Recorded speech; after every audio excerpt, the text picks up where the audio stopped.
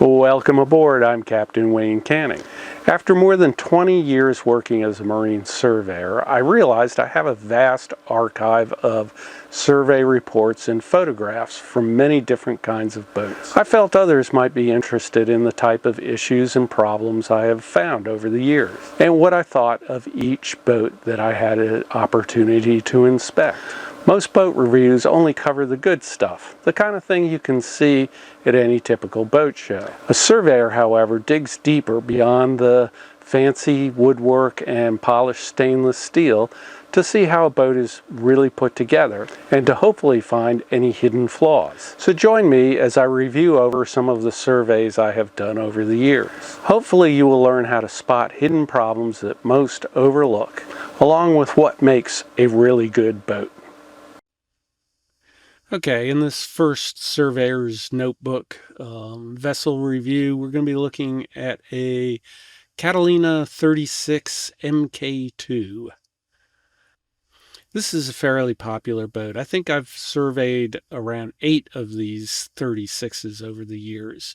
And the one we're going to be looking at today is a 1995 Catalina 36. So as we get started here, let's take a quick look at the interior layout and the sail plan on this boat and the basic specifications. This is off of this website. This is off of sailboatdata.com, a really good site for finding just basic information, although they're not 100% correct. So you need to take it with a little bit of a grain of salt. As you can see, the boat's got pretty much a standard masthead sail plan, nothing too fancy. It's an aft cockpit boat. Got a pretty good deck layout. We'll look at that a little bit more later. Interior layout, which we'll also look at a little bit more closely later. Got a nice large aft berth here underneath the cockpit. Good size galley here, good size working galley for the size of the boat. A little bit of an aft cabin in here with a hanging locker. Nav station across from the galley, as you can see here. L-shaped dinette, and then two kind of little settee seats with a little table in between, which is, I actually think that's kind of a good design. The only drawback to that is it makes it a little bit more difficult to use it as a sea berth, but we can talk more about that a little bit later as well. Good hanging locker up forward, standard V-berth layout, nothing fancy there. We've got a single head on this boat. It's going to be a wet head, so if you want to take a shower, you're going to be, in the same compartment. Generally speaking, it's not a bad interior layout, pretty standard. Catalina is your basic production boat, price point production boat, and the market they're going for is trying to appeal to a lot of people at once. So you can't get too radical on anything. But that's kind of the secret to Catalinas, is they are a good all-around boat. So I really don't have much negative to say right off. Catalinas are, they're not the heaviest built boat. They're not going to be like a Swan or a Hinckley or something like that, but they're a decent production boat and very well put together. So, and we'll be taking more closer look at the construction a little bit later as we go. So let's take a look at some of the basic specifications. This boat's got a fin type keel, masthead sloop, little over 36 feet long, 30-foot waterline length. Sail area is about 550 square feet. Beam is just under 12 feet, which is pretty generous for this size boat. Displacement of 13.5. That's probably going to be the light boat. Ballast 6,000 pounds. So you can see ballast is almost half the weight of this boat. Coming on down, maximum draft is 583. 6-foot draft. I think that's going to be for the full keel model. The fin keel model is going to be less than that, and the fin keel model is the one we're looking at today. So we'll take a better look at that later on. Now this says ballast type lead. I'm not sure if the boat I looked at had iron keel because it's got the fin keel, so that might make a difference. We'll look a little bit closer at that as we go through the photos in the survey. Um, all right, let's go ahead and take a little bit closer look at the boat itself. But before we do that, let's just review the survey real quick. Again, this is a 1995 model year Catalina 36MK. 4.5 is what I have on the draft on this boat. I believe that's because it's the fin keel. So that's much better for most people. If you're going to the Bahamas or cruising down in Florida or pretty much anywhere on the East Coast, 4.5 is going to be pretty good. And the displacement on this one is listed at about 1,000 pounds more than Sailboat Data has it. So I'm not exactly sure where I got that data from. The survey is from 2000, so it's been a few years, or 2020, I'm sorry. So just a quick going through, we can see in the survey, it's going to be your standard gel fiberglass construction, nothing too fancy. Nothing out of the ordinary. Aluminum frame port lights. This particular boat is equipped with a universal M35 diesel, 30 horsepower. The meter says 203. You always got to take that with a grain of salt. This is 1,158 was actually on the meter. Most sailboats, you're really not going to know the actual engine hours. You'll hear me talk about this in other videos later, but generally speaking, I found over the years that you can pretty much, if you need to estimate, you can estimate about 100 hours a year. Now, this is going to vary. If the boat's been kept up in Maine or something, it might be less than that. If the boat's been down in charter in the Caribbean, it's going to be more than that. So, but that 100 hours a year is kind of gives you a starting place.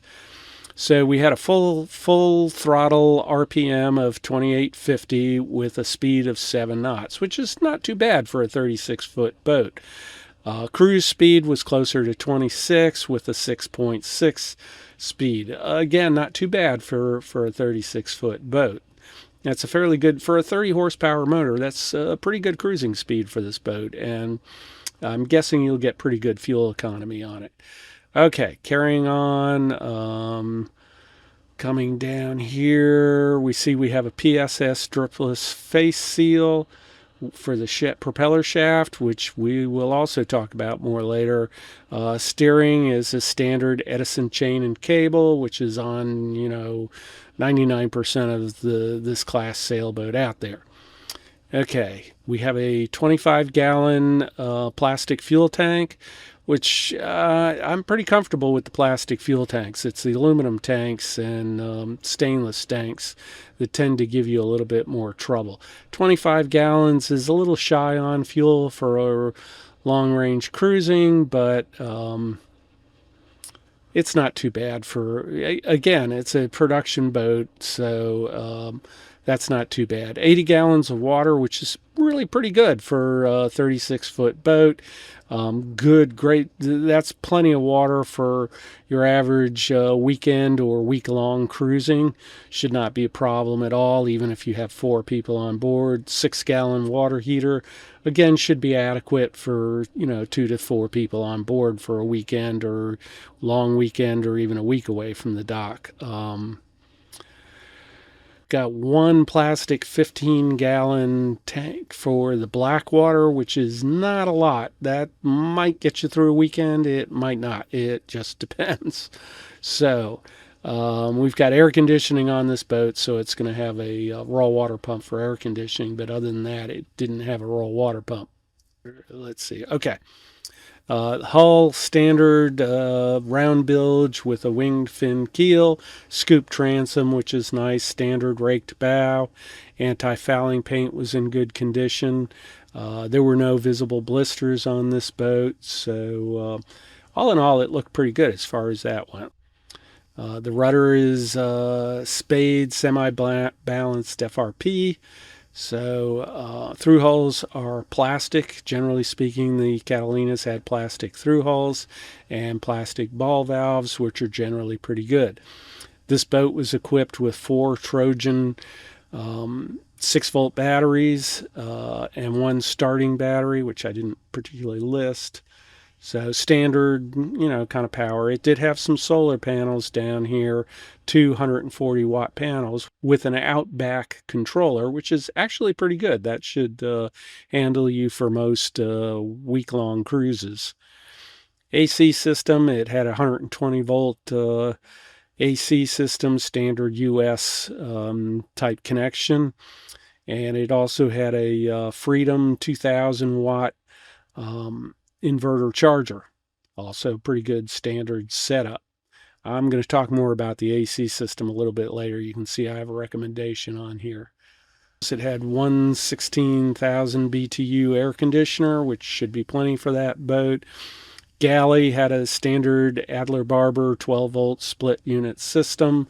Heel range 2-burner stove with oven and a microwave. So pretty standard on the galley for this size boat. It had a Dodger and the MacPack mainsail cover, so nothing too out of the ordinary with the canvas. B&G navigation system, kind of, some random mix of electronics with some Garmin, B&G, and Ray Marine. So, it's the kind of thing you find on an older boat, kind of a mishmash of different types of electronics. It had a Ray Marine wheel drive autopilot. Those are okay. Should handle this boat without any problem. Only had 2 fire extinguishers. On a boat this size, I'd like to see 4, but it meets Coast Guard requirements. 2 bilge pumps, a small 500 gallon and a larger 1500. So should be adequate for this boat. Hand diaphragm pump. So okay, that's basic review of the survey. Okay, let's take a quick look at the recommendations. There weren't a lot of recommendations on this boat, and we'll go over more of this in detail as we go through the pictures, but let's just take a quick review. Engine hose clamps were rusted in poor condition. You see this one here on the shaft seal, which we will talk more about later. Small fuel leak, not too unusual. Shore power inlet did not have an overcurrent. I'm going to talk more about that later as well as we get to those photos. No sound producing. There was no horn on board, so that's Coast Guard requirement. Kind of standard that I find things like that. Again, with the AC system. Now, this boat had a second shore cord added for the air conditioner, and it just was not added to meet ABYC recommendations, which again we'll talk about a little bit more later. Seat cushion in bad condition, that's kind of standard stuff. I did find this on the rigging, and we'll take a better look at the picture later, but there was a area of a rust spot in one of the swage fittings. My guess is it was probably all original rigging on this boat, and again, we'll talk more about that a little bit later. Some issues on this. This turned out to be kind of a deal killer for this boat, and I've got better pictures that you'll see later, but the actual forestay stem head fitting had a crack in the weld and a crack in the fitting itself, and what happened with the sale on this boat is the new owner wanted to go ahead and buy it. He just figured he'd replace the forestay stem head fitting, but the issue that arose is the insurance company wouldn't give him insurance until it was replaced. The boat was in Fort Myers, and he wanted to take it up to Tampa Bay, St. Pete area to have the stem head fitting replaced. Well, the insurance company wouldn't allow him to do that, so he basically had to cancel the sale on the boat because he simply could not get insurance because of that one issue. Now, if memory serves me right, I believe the seller did eventually change that fitting, and the buyer came back to the table. He hadn't found another boat yet, And with that resolved, he was able to go ahead and complete the purchase at that time. So, and we have some standard electrical items that come up in pretty much every survey. Recommendations come in two categories: those that need to be fixed and those that should be fixed. And the list we just reviewed through were the need to be fixed before the boat was would be considered safe to take out sailing. So the next list is going to be observations and suggestions. This is kind of standard stuff. A lot of this I find on almost all surveys. Gel coat chalky and oxidized, and the vinyl strips need striping, need replacement. Some leaks around the port lights. No carbon monoxide detector. I recommend that on pretty much any boat, and a lot of insurance companies want you to have that these days, and it's a cheap, inexpensive thing to add in. Apparently there was an issue with the bilge pump not working on manual, but it worked on automatic. So we did have some areas of what I call above average moisture in the deck, right around the chain plates, which is kind of typical. There was some possibility of some core issue. Anytime a pitcher has a screwdriver laying in it, that means the tap out indicated there could be a problem there. So we can talk about that a little bit more later as well. Cockpit floor, that's another area where it's not unusual to find problems with coring, moisture in the coring. There's just a lot of penetrations in the floor. The floor takes a lot of abuse, a lot of flexing. This causes moisture to be able to work in. Obviously, the moisture found in the side decks near the chain plates is kind of typical of a boat that where the chain plates go through the deck, and they don't. Unfortunately, people don't do a good job of sealing that. So, missing hose clamp here on exhaust hose. This was a little bit more serious and a little bit more of a concern. You can see the corrosion going on the steering quadrant, and then the hose clamps, the wire clamps holding the steering cable to the adjusting eye. And again, when we get to the pictures, I'll talk a little bit more about that. Bow rail was bent. That's kind of a minor thing. Transducer for wind instrument not installed. That, I just can't test it if it's not there. Some plastic covers missing, a few leaks, and we'll look at these with the pictures a little bit later. I love this one. The owner just placed a coffee cup under the leak. That was his solution to it. I guess that works, but it's not really a good solution. The head pump wasn't working at the time, not too unusual. Again, like I was talking about the moisture, we can see where some water has gotten in around the chain plates, and we'll take a better look at that when we look at some of the other pictures. This was kind of unusual. I noticed some screws loose, not sure what was going on there, if somebody had been working in that area or if they just managed to work their way loose. Inverter had a few issues, which we will also discuss as we go through the photos. The jib had some wear and tear on it, not too unusual for a boat that age.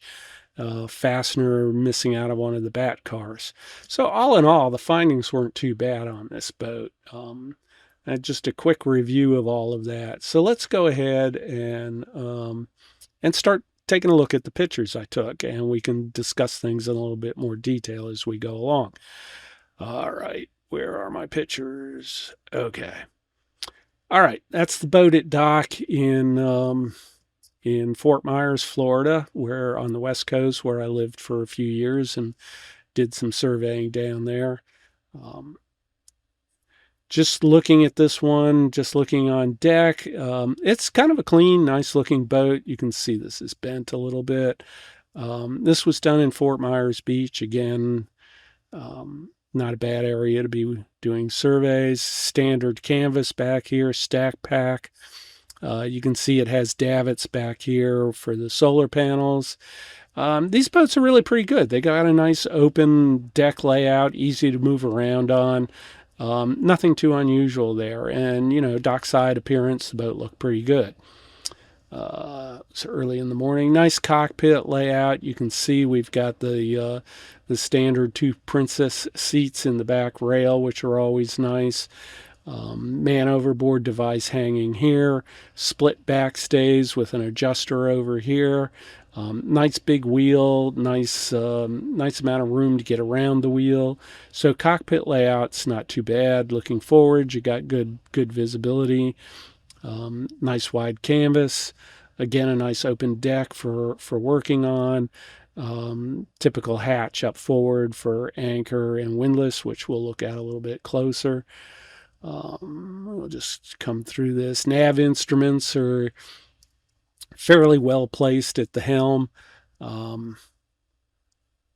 Our wheel steerer and our engine controls down here. So everything's pretty easy to get to for the helmsman.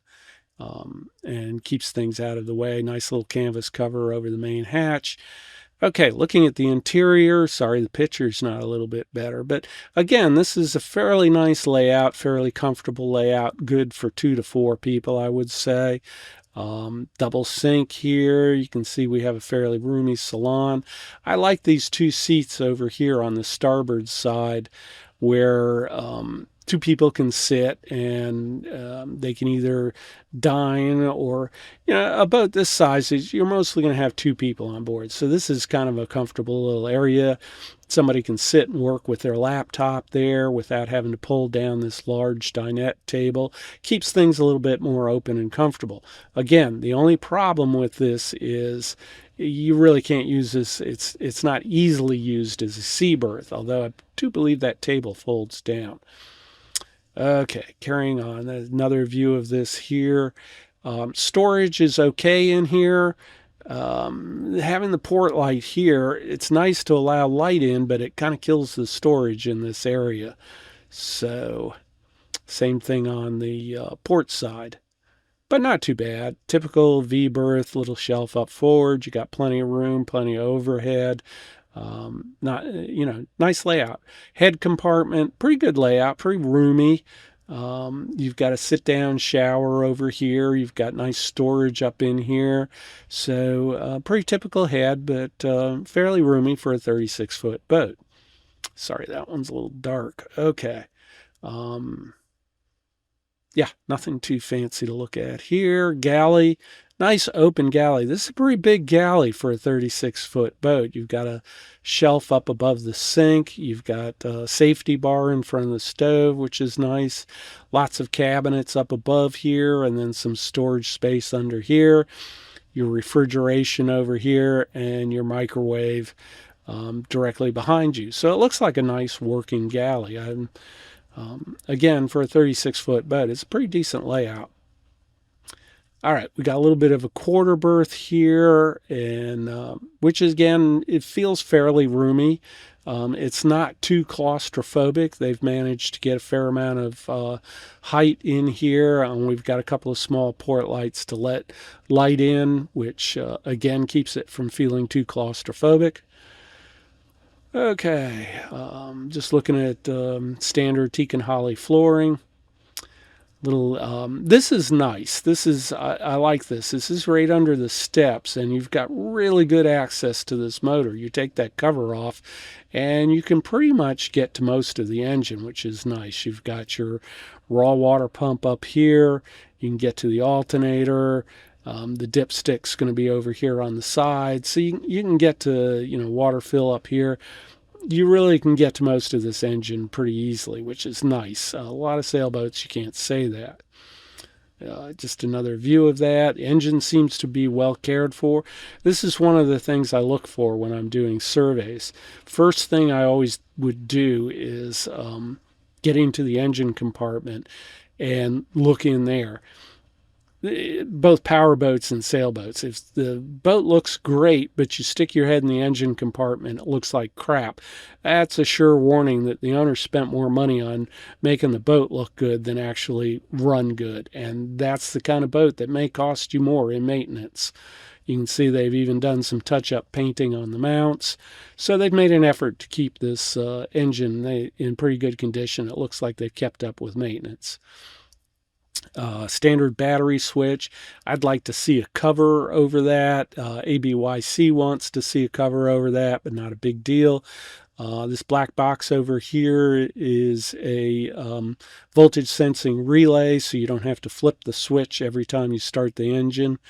You know, you can charge all your batteries all at once. Good. I'm a big believer in the voltage sensing relays. Just a quick picture. That's the battery switch from the outside.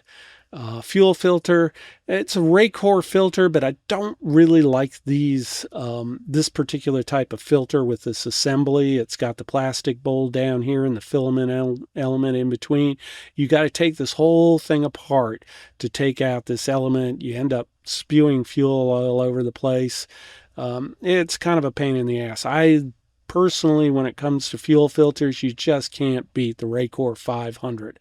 It's easy to change, easy to clean. You can keep good sight on water in the bowl, that kind of thing. They've oddly mounted this sort of fuel valve here, I guess, to shut fuel off to the filter while changing it. But I would rather, particularly on this kind of boat, I'd rather see a Raycor 500, but that's just an opinion. That's not the kind of thing I write up because it's an opinion.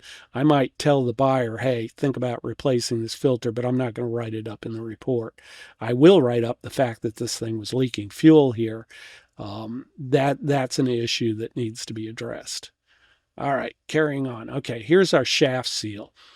And there's a couple of things I can point out here on the shaft seal. First off, you can see some corrosion around here, which indicates some leaking.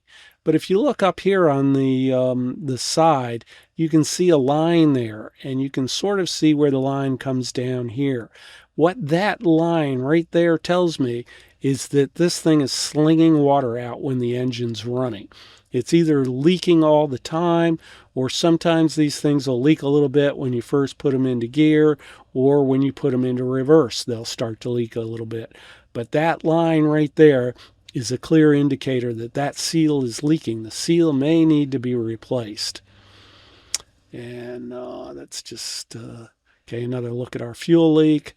This is a closer look. This is one I like to point out. If you look at this hose clamp, it is not, let me see if I have a better picture of that. Thought I did. Nope, I don't. So let's go back to it. Let's go back to it and zoom in on that puppy. Okay.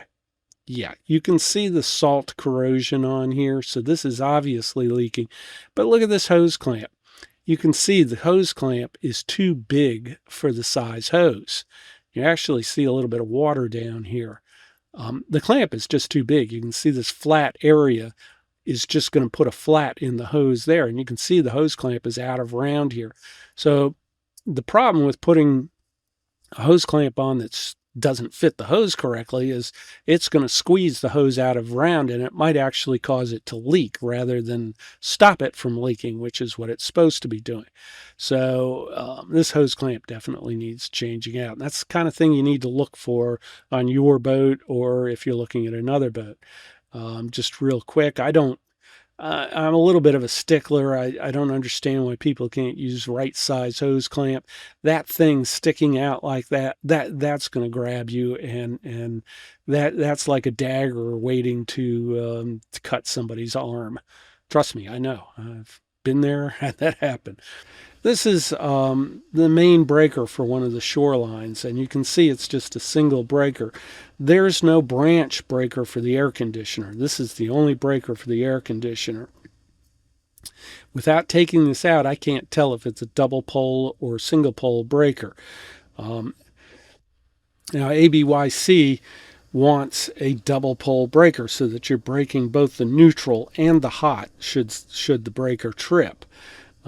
Without taking this out, I can't tell for sure. It's probably a double pole, but I don't know for sure.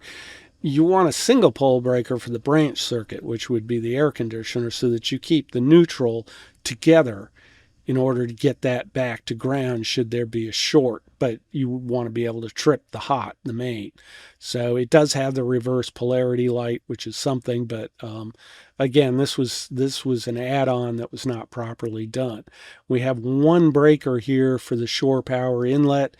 ABYC wants a breaker within 10 feet of the inlet. This one did not have that. You could have easily added another breaker here for the second shore cord and then run out, and that could have been your main breaker, and then added a branch breaker later. But anyhow, that needs to follow ABYC recommendations, and it does not. I see that a lot in aftermarket installations like that. I will say the good thing is they did add a second shore cord for that air conditioner, because your standard 30 amp cord is not going to handle the load of a 16,000 BTU air conditioner plus the battery charger plus a water heater. You're going to melt inlets down if you do that. So it is good to have the separate shore cord for that. Okay, standard propane stove. Nothing unusual there, looked to be in good condition. This is a little shot. There used to be one of those whale foot pumps here. I don't recall whether that was for fresh water or to empty out the refrigeration ice box. Some boats use a foot pump to empty the water out that gets in the ice box. I'm pretty sure Catalina used the foot pump for fresh water at the galley. So this pump is missing. Just an observation. You see a hole like this, you know something used to belong there. So if you're looking at a boat, this is the kind of thing that should make you a little bit suspicious. I just know by the hole pattern that that's what used to go there. All right, they've added some extra insulation in the ice box. Not a bad deal. Good for cruising. That's our air conditioner control. Air conditioning, nothing too unusual there. Water heater looked okay. Again, air conditioner. This is kind of interesting. It's interesting I didn't write it up, but you can see there's some sort of vent fitting here. I think, if I recall right, this is the main hose for the air conditioner, and it looks like it's actually fallen off of the air conditioner. So that would be something for the new owner to look into. Probably an easy fix, but you got to wonder why it's off, if it was taken off on purpose. Carrying on, water heater. That's our water pump, and they have buried that sucker. Waste system pump.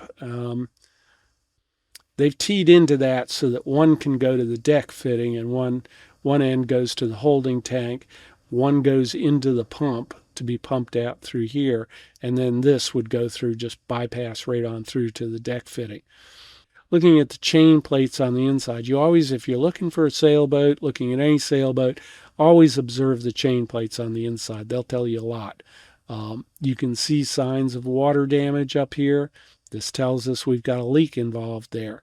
See some rust down here, some water staining here. You can see some darkening wood along the side. Classic signs of leaking chain plate. So these chain plates, we know we have the leak on deck because we have the moisture showing in the deck. I'd also want to pull the chain plate too, to be able to inspect where the chain plate goes through the deck. This is kind of critical. I've got another video about inspecting chain plates.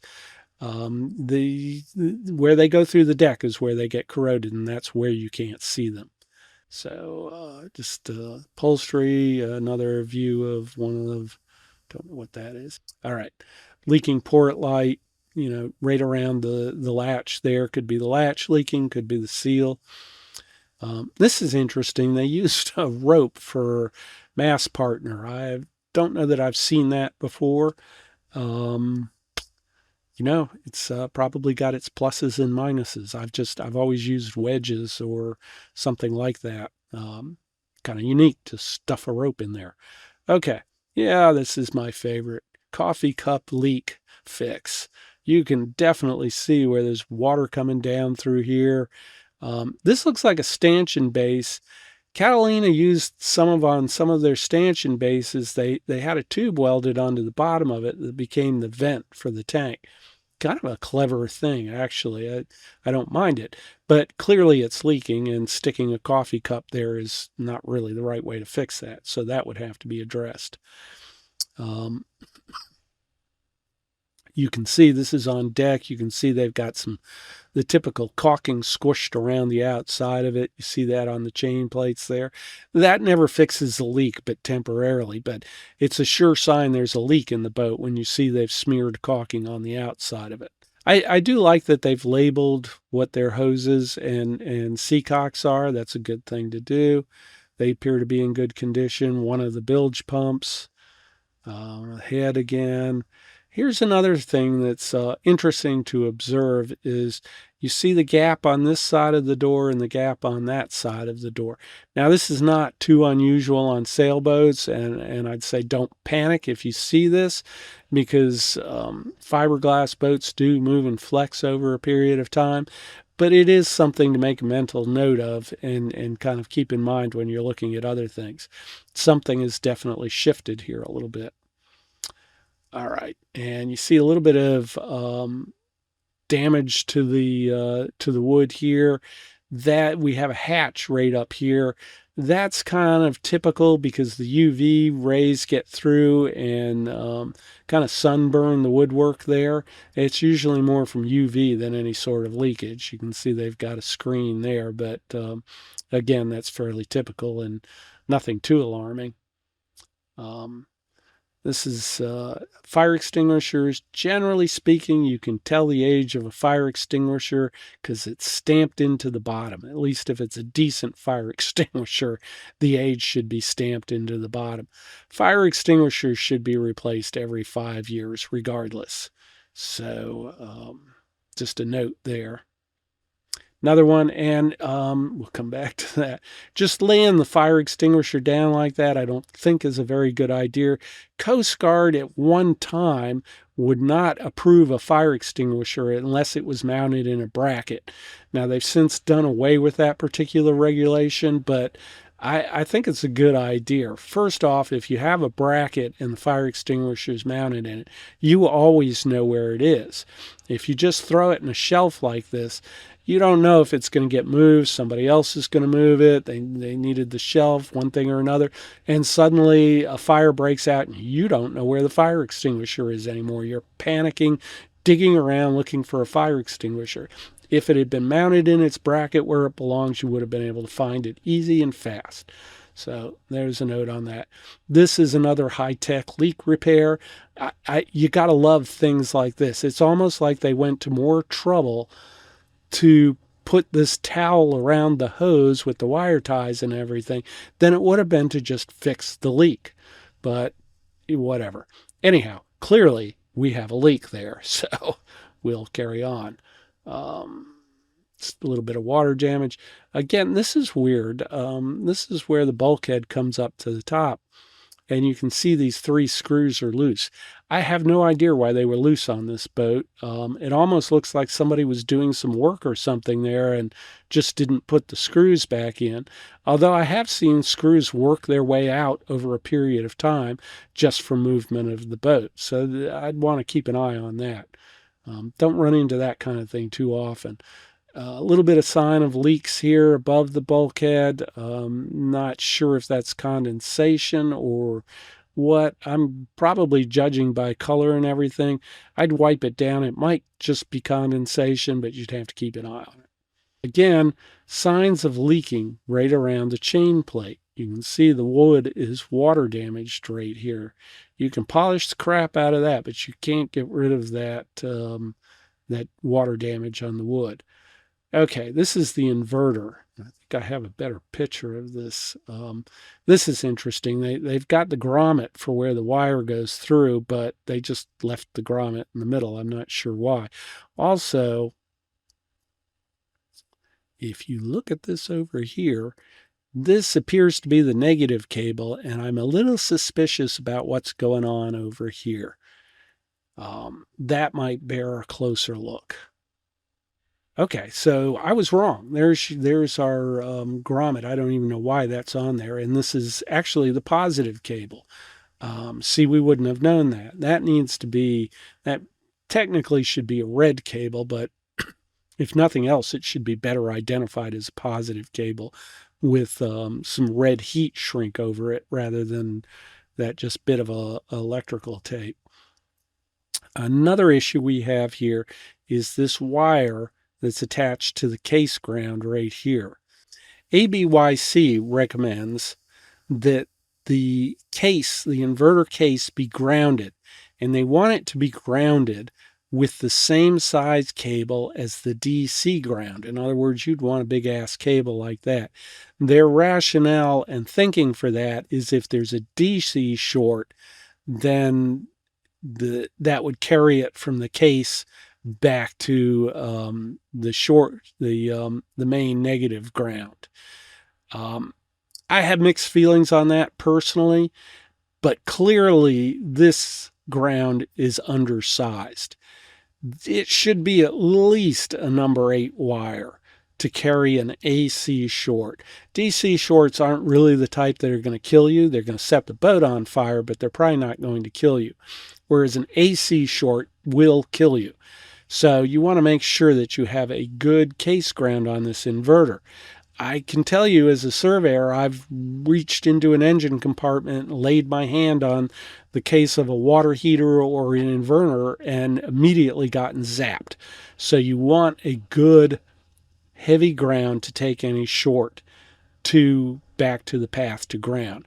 This is clearly undersized. I'll give them credit, it's there, because most inverter installations I see there's no case ground whatsoever. But it needs to be a bigger wire than that. All right, carrying on. We have some issues going on with this grounding bus bar here, where this wire is in poor condition. ABYC says no more than 4 connectors on any one stud, so that needs to be looked into there. Again, I'm picky about electrical stuff. Clearly we can see some water damage down here under this chain plate. Again, another fire extinguisher just randomly stored in the boat. No telling. Somebody could lift this basket up and move it into the V-berth or something. Then if there was a fire on board the boat, you'd never be able to find the fire extinguisher. Typical life vests. I will mention here, if you have one of these bags for the 4 life vests, make sure it has a Velcro strap here and not a zipper. I can't tell you how many of these cases I've found and the zipper has just been frozen, stuck from corrosion. The Velcro you can tear open. The zipper, you end up with a bag of 4 life vests you can't get into, and your boat may be sinking. So standard electrical panel. Again, this is the 120 volt system for just the main, not what they added on. Taking a look into the electrical panel, this is good. They've covered the shore power side of things, the 120 volt AC. That's required by ABYC. You want that covered because if you're working on any of this DC system on here, you don't want to accidentally come in contact with that, particularly while it's live. There are a couple of wires on here. I think this one in particular I wrote up. Doesn't have a fuse on it. ABYC says you need a fuse within 7 inches of the power source, and this battery switch is the power source. Okay, carrying on. Fairly nice layout on some of the bus bars. You can see some aftermarket stuff. I'm not a huge fan of taking extra wire and just bundling it up like this. Some cases, like this ribbon cable down here, that's probably for the air conditioner or inverter control. Those are hard to cut and do something with. If that's the case, I'd rather see that coiled up at the inverter and not in the electrical panel. It just makes the electrical panel more of a mess. We have a bit of a non-approved connector down here. That needs to be a crimp type connector. That's not ABYC approved. So there's a few things in here that could stand to be cleaned up, but nothing that jumps out as like, holy crap, this is going to kill you kind of thing. This is the fuse for the inverter. I tend to like to see the fuse a little bit closer to the inverter, but then again, they want it close to the power source, which they're picking up off of the battery switch, so I'm cool with that. You do want the fuse close to the power source. I tend to like the inverter close to the power source, but that's a whole nother subject. All right, carrying on. Um, yeah, there's a few things in here that could be stand to be cleaned up, but overall it's not too bad. It's a little sloppy, but trust me, I've seen worse.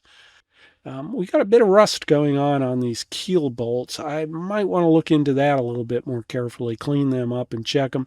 I have run into some where the nuts themselves are so badly corroded they look like they could just fall off, even though the bolt didn't look too bad. And this is another area of concern. You can see this here. This is the wiring for the bilge pump. And let me pull in on that. There you go. You can see there's a lot of corrosion going on here.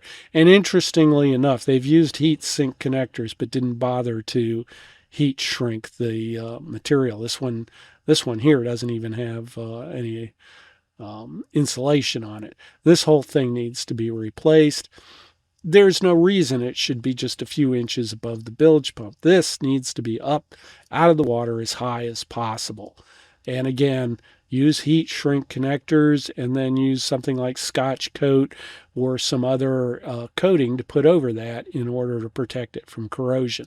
The last thing you want is your bilge pump to fail because of corrosion.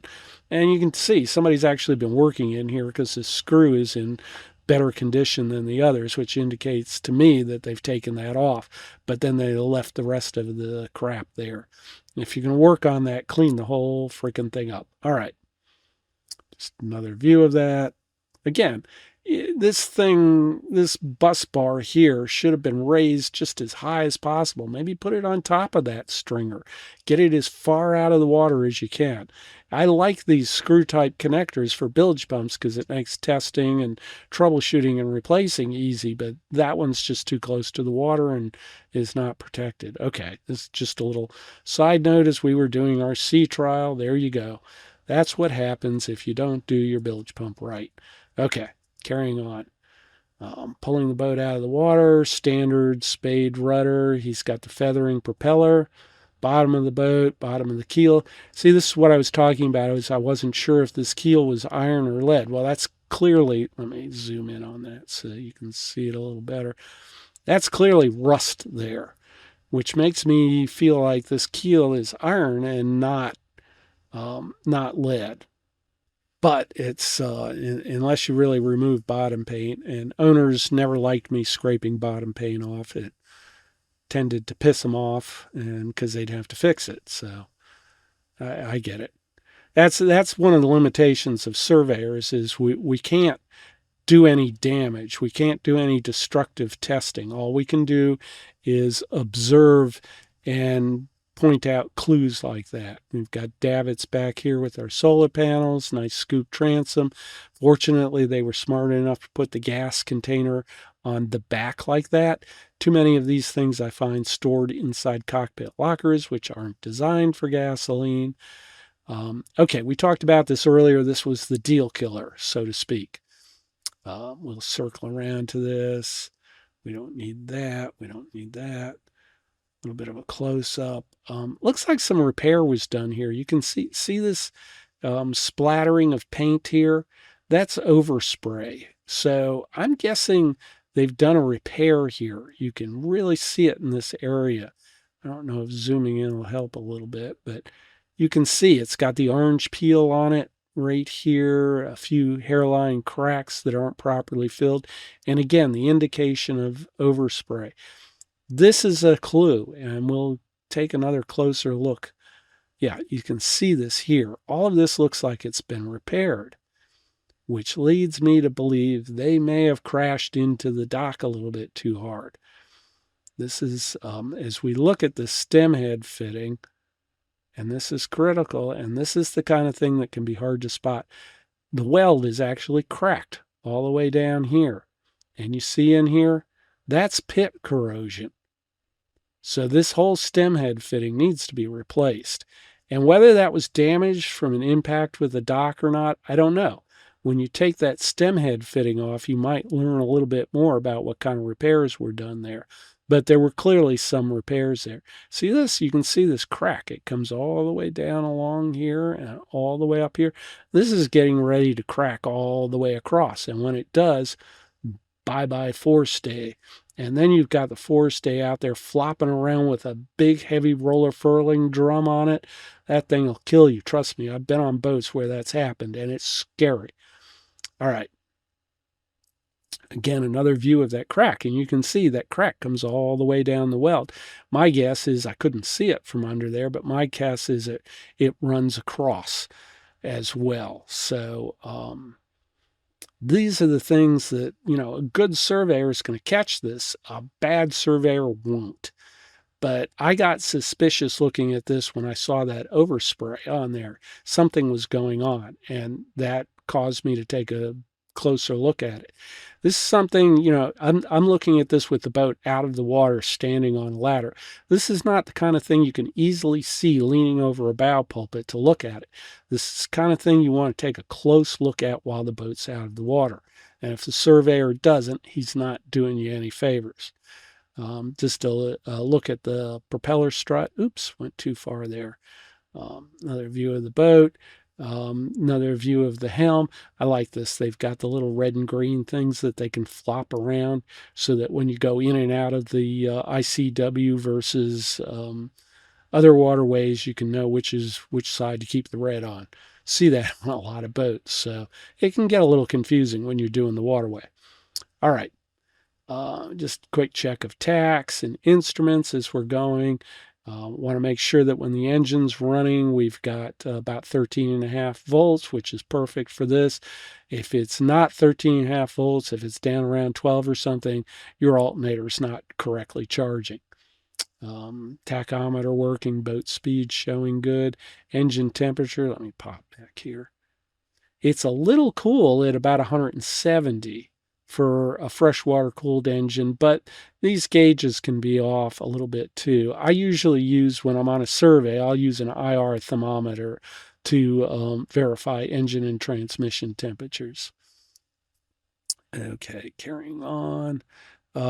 Just to look at the mainsail, general condition of sails, which wasn't too bad on this boat. These were definitely serviceable. Maybe we're ready to go to a sailmaker for some tuning up and cleaning up, but overall they didn't look too bad. Here on this one you can see, oops, go back, there's a screw missing right there. Well, that could cause this whole back car to come loose, so you want to pay attention to things like that. Engine hours, this is what we've got on the meter, which doesn't match what the owner thinks it is. So compass, this is nice. How many compasses do you see that don't have a bubble in them? That's unusual. That's always nice to see one that doesn't have a bubble. Just taking a look at the winches. Yeah, again, moisture in this area right by the chain plate. Same thing we found doing the tap out. I noticed some issues that might indicate a void in the core or failed core. So the tap out ended. Again, this is classic. If you're looking to buy a used boat, this is one of the things you should just look at. If you see caulking smeared around a fitting like this, that is telling you that fitting is leaking or has been leaking, but probably still is leaking, because I have almost never seen anybody actually be able to repair a leak for more than 10 minutes by smearing caulking around on the outside of it. Just does not work. Same thing with the stanchion bases. These stanchion bases and chain plates are things that they just move. They get a lot of working and movement, and they need to be resealed from time to time. Again, you can actually see the cracks in the caulking there. You know that chain plate is leaking. There's just no question. This is a look at the inside, and it's interesting to look at this on the inside, because on the outside we saw that overspray just exactly on the outside of that. So doesn't appear to be any damage on the inside, which is good. Maybe they didn't impact as hard as it might have thought, but no repairs on the inside. So what the repair was on the outside, hard to say, but we do need to know that for sure that stem head fitting needed to be replaced.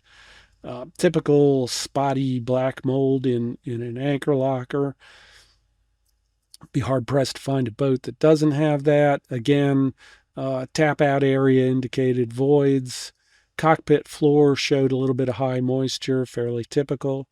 All right, here we get into the rigging. Now let's see if I got that might be the best picture I have of that.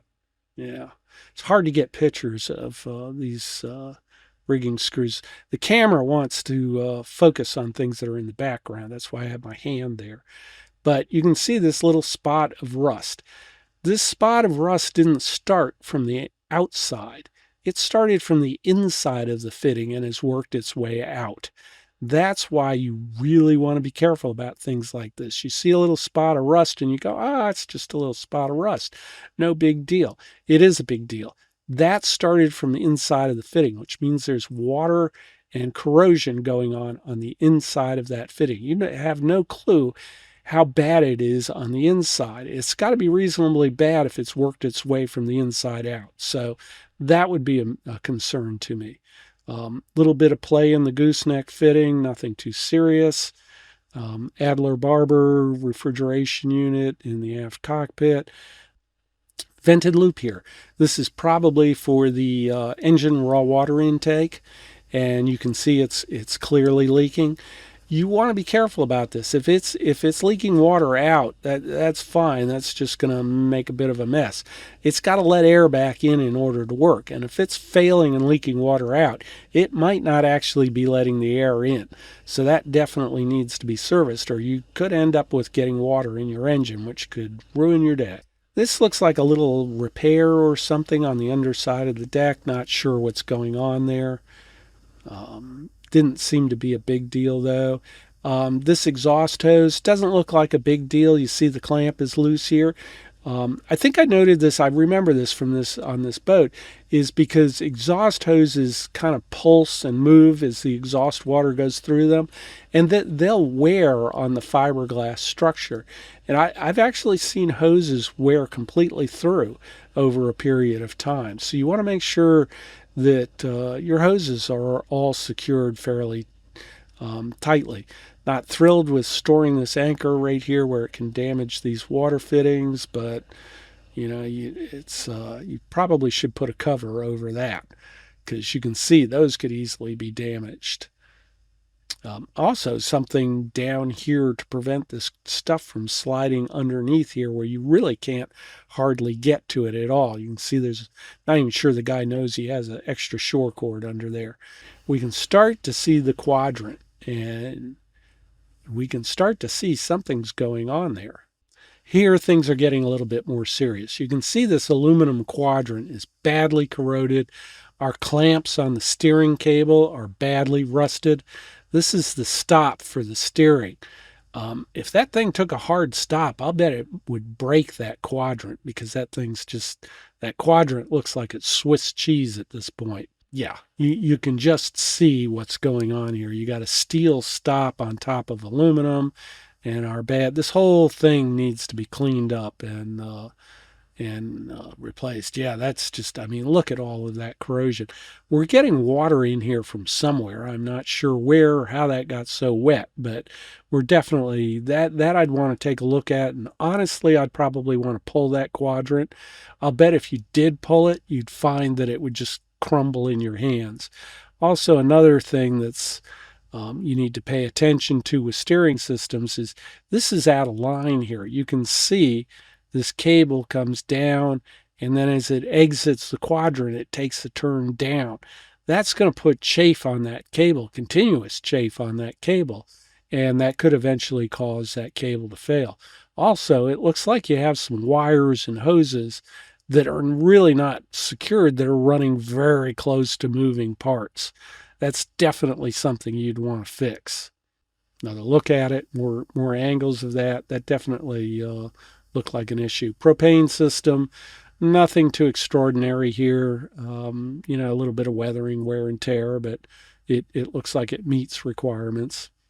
Here are our batteries. Problem with this battery installation, they're in the box okay, but they don't really have anything to secure them down.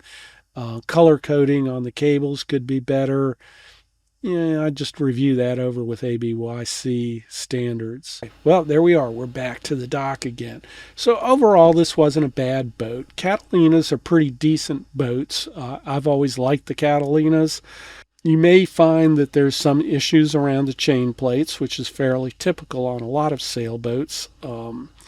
This one had the issues on the steering quadrant. That's a little bit more unusual. Other than that, most of the findings are fairly typical on this boat. And the issue with the stem head fitting and the forestay chain plate, that definitely needed some taking care of. Interestingly enough, I've seen forestay issues on more than one Catalina. Not I say forestay, stem head fittings. I've seen problems with stem head fittings on more than one Catalina. I'm not sure why that is. Their stainless work seems to be fairly good quality work, so I'm not sure if angles are not right or if it's caused by something when anchoring. I'm just not sure, but I've seen this on a handful of the Catalinas. So if you're looking at a Catalina, pay particular attention to that. I'd also, on a boat like this, which you can tell the chain plates are leaking, I'd also recommend pulling the chain plates completely and just inspecting them, cleaning them, and if they show any signs of corrosion, do a dye test. Or just go ahead and replace them. It's not that big of a deal. One of the nice things about Catalinas is you can get a lot of replacement parts from a company called Catalina Direct, which I don't believe is connected to Catalina Yachts per se, but they're a pretty good company and they have a lot of spares and hard to find parts. So overall, this wasn't a bad looking boat. Looked to be fairly well taken care of. Needs in need of some standard maintenance items. Again, with the exception of a couple of large items, which the seller did eventually take care of. I would say this is probably a pretty good boat. I've always liked the Catalinas. They're price point boats, but they're well built for what they are. And it's hard to go wrong. They've got the name recognition, so you've got good resale value on them overall. And as I recall, this was a good performing boat. I will mention that I briefly owned a Catalina 380, which I did some extensive repairs on. I was impressed with the fiberglass work. Some better than others, but most of the fiberglass worked pretty good, and it was a really nice sailing boat. So design-wise, these are good sailing boats, comfortable boats, great weekenders, great for maybe taking to the Bahamas for a month or so. It's hard to go wrong with a Catalina. All right, until next time, this is Captain Wayne. I hope you enjoyed the video. If you have any questions or anything, please feel free to leave them in the remarks down below. And please give the video a thumbs up if you enjoyed it, and share it if you think it's useful. And please don't be shy about helping out on my Patreon account, because every little bit helps. I've been working in the boat business my whole life, and trust me, you don't get rich working in the boat business. All right, till next time, remember, the fun never stops when you own a boat.